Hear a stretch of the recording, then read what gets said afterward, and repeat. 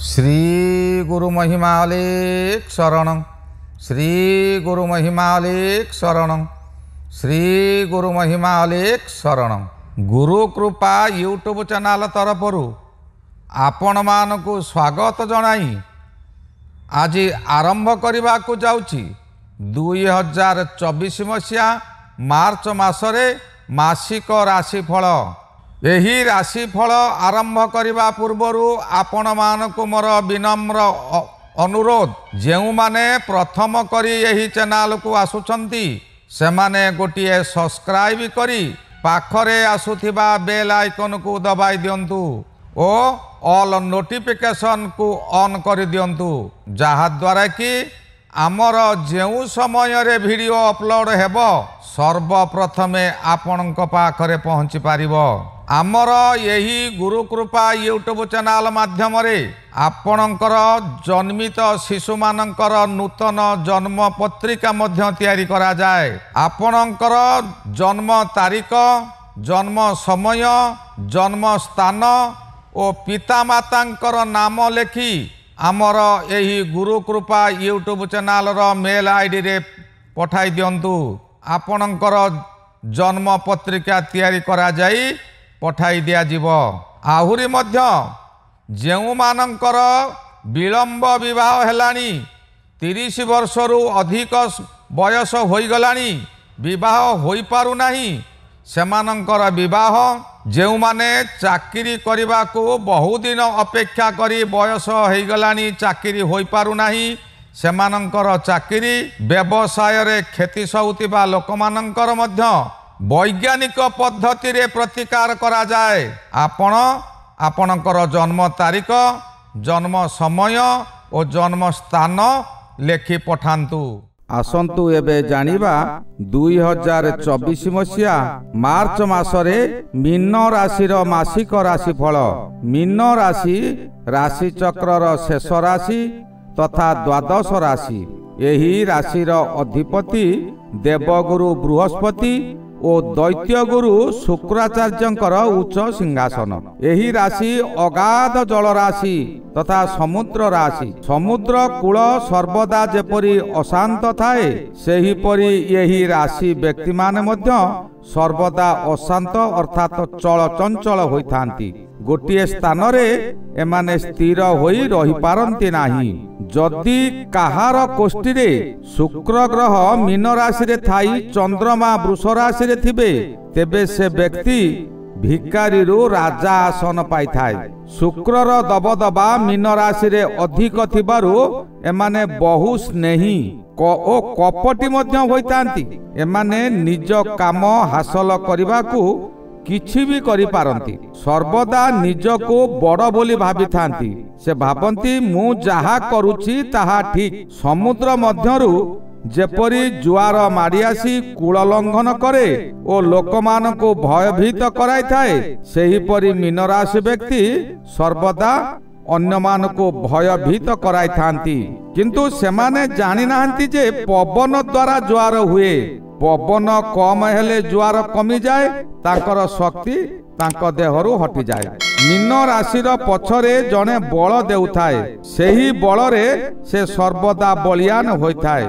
किंतु भस्मासुर परी जेउ दिन देवदेव महादेव को भस्मासुर भस्म करबा को बाहरिथिला ओ निजे भस्म हो जाइथिला, मीन राशि व्यक्ति मध्य सेही परी निज को निजे निज कथारे निजे विपद रे पड़िबे। तांकर अहं भाव तांको ही नष्ट कराई देबो। एमाने माया विस्तार करी समस्त को वशीभूत करबा को चेष्टा करंती। पूर्वभाद्र नक्षत्र पुरुष सिंह नरगण और बृहस्पति महाग्रहंकर नक्षत्र।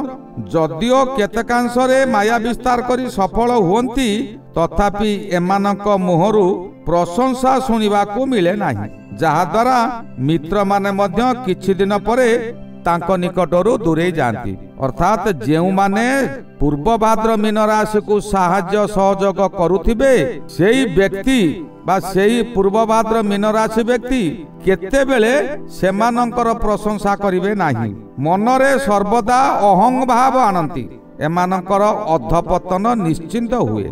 मीन राशि द्वितीय नक्षत्रटी है उत्तर भाद्र नरगण और गाई होइथिबारु सर्वदा पर उपकार रे लागि थांती। निज संतान अपेक्षा पर संतान को एमाने अधिक स्नेह करती। बहु कष्ट सह्य करि पारंती। एही नक्षत्र शनिदेवंकर नक्षत्र एणु यह गुरु सौरी जोग अटे।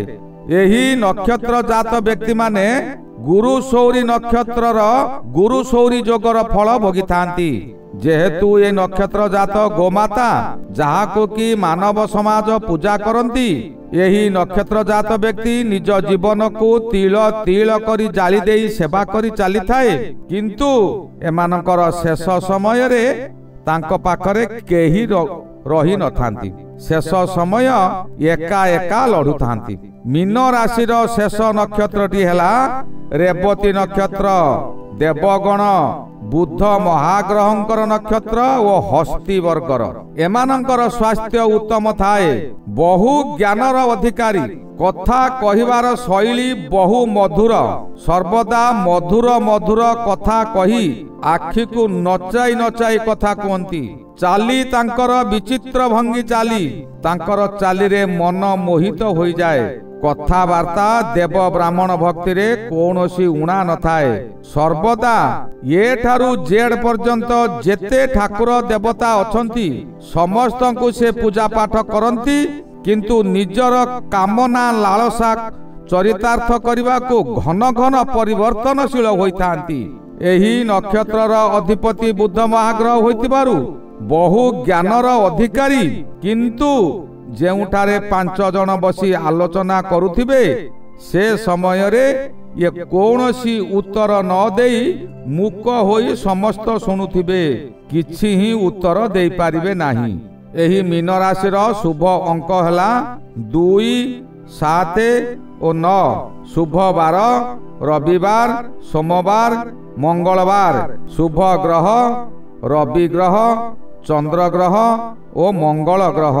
शुभ लग्न कर्कट लग्न, तुला लग्न, धनु लग्न और कुंभ लग्न।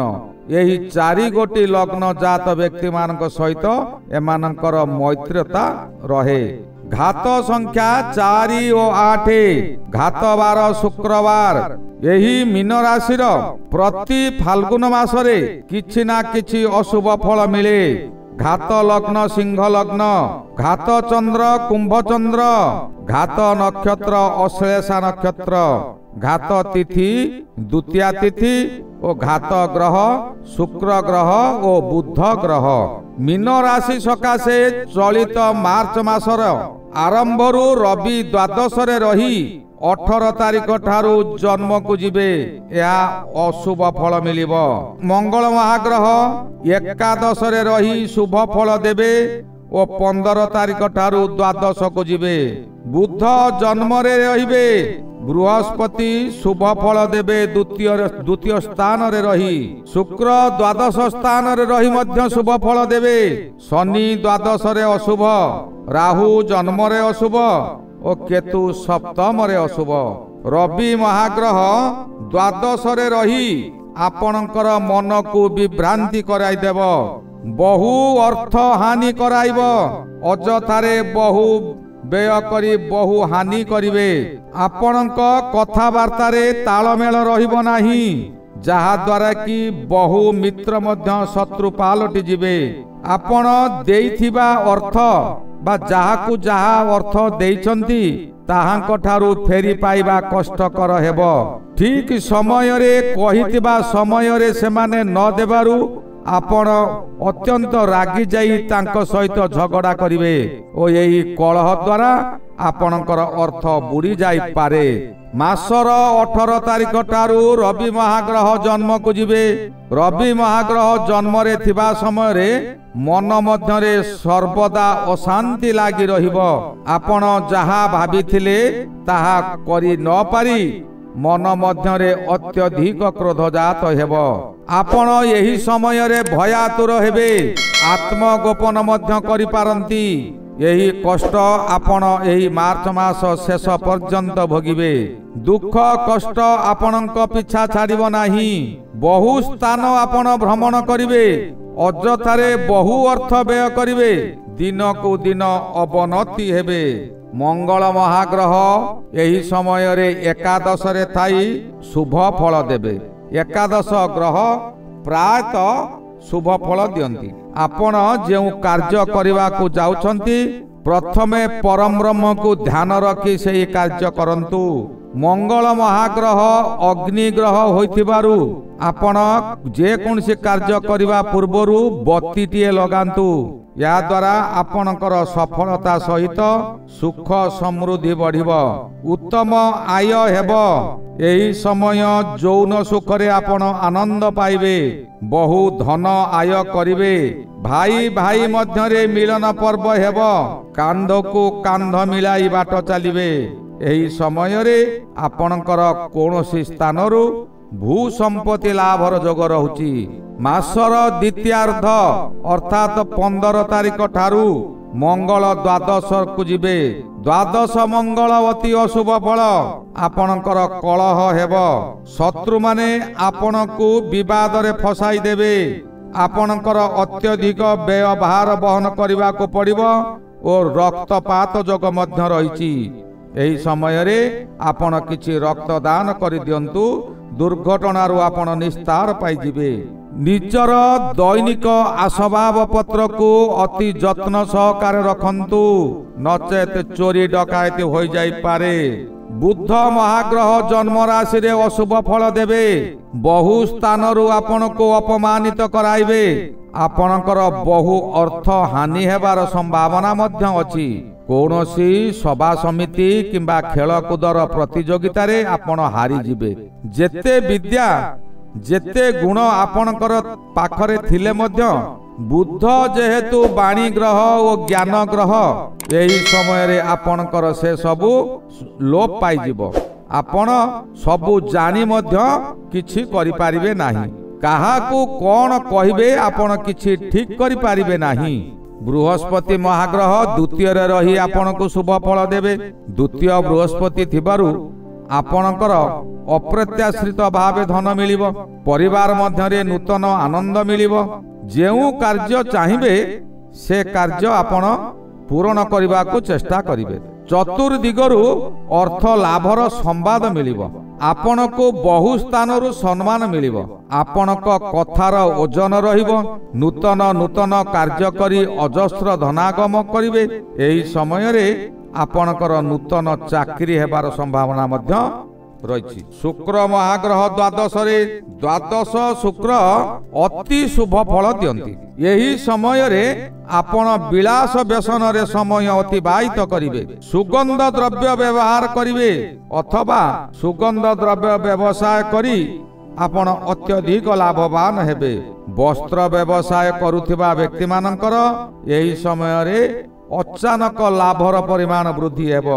ଅବିବାହିତ ମାନେ ଏହି ସମୟରେ ମଧ୍ୟ ତାଙ୍କର ବିବାହ କାର୍ଯ୍ୟ ହୋଇଯାଇପାରେ ଓ ସେମାନଙ୍କର ଶଯ୍ୟା ସୁଖ ମିଳିବ। ନାରୀମାନେ ଆପଣଙ୍କୁ ସମ୍ମାନ ଜଣାଇ ଆପଣଙ୍କର ଅତି ନିକଟତର ହେବେ, କିନ୍ତୁ ସାବଧାନ, ନାରୀ ମାୟା ବଢି ପାଣି ସହିତ ସମାନ। ତାଙ୍କ ମାୟାରେ ପଡ଼ନ୍ତୁ ନାହିଁ।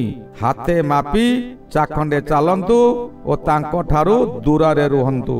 ଶନି ମହାଗ୍ରହ ଦ୍ୱାଦଶରେ, ଦ୍ୱାଦଶ ଶନି, ଶନି 7.5ର ପ୍ରଥମ ସମୟ। ଏବେ ଶନି ମଧ୍ୟମ ଭାଗକୁ ଆସିଥିବାରୁ ଫଳ କିଛି ନା କିଛି ଅଧିକ ମିଳିବ। ଏହି ସମୟରେ ଆପଣ ବହୁ ଖର୍ଚ୍ଚ କରି ବ୍ୟତିବ୍ୟସ୍ତ ହୋଇପଡ଼ିବେ। ଆପଣଙ୍କର ଧନ ପ୍ରତି ସାବଧାନ ନହେଲେ ଧନ ମଧ୍ୟ ଏହି ସମୟରେ ଚୋରି ହୋଇଯାଇପାରେ। ସ୍ତ୍ରୀଙ୍କର ଶରୀର ପୀଡ଼ା ହେବ। ଶତ୍ରୁମାନେ ଗୁପ୍ତରେ ରହି ପୀଡ଼ା ଦେବେ। ଅସାବଧାନତା ହେଲେ ଦୁଃଖ ଭୋଗିବେ। ଦୂରରୁ ସତର୍କ ରୁହନ୍ତୁ।